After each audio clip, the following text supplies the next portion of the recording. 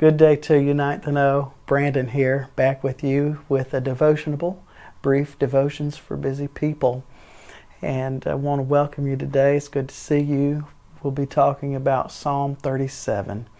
And Psalm 37 is a beautiful text, 40 verses long, from David. And he describes to us how that God does not forsake us when wicked comes. He takes care of us and cares for us. And so, jumping into the text here, he tells us not to fret because of evildoers, and not to be envious of wrongdoers, that they will fade away.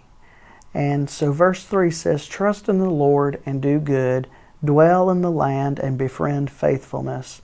Delight yourself in the Lord, and He will give you the desires of your heart." Well, that sounds familiar, right?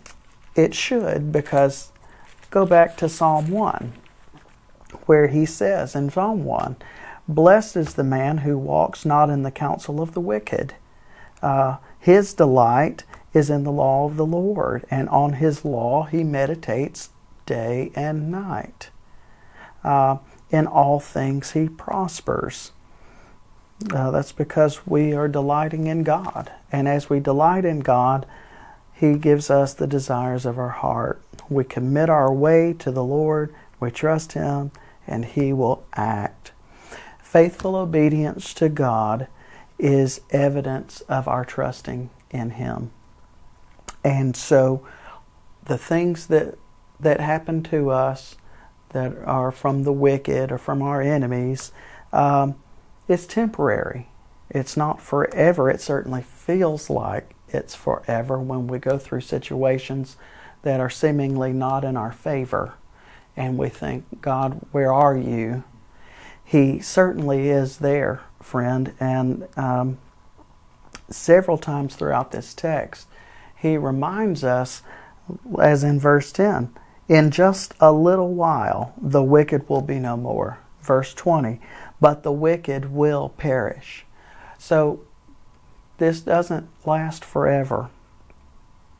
He tells us in Psalm 37, verse 34, that we wait for the Lord and keep His way, that you will look on when the wicked are cut off.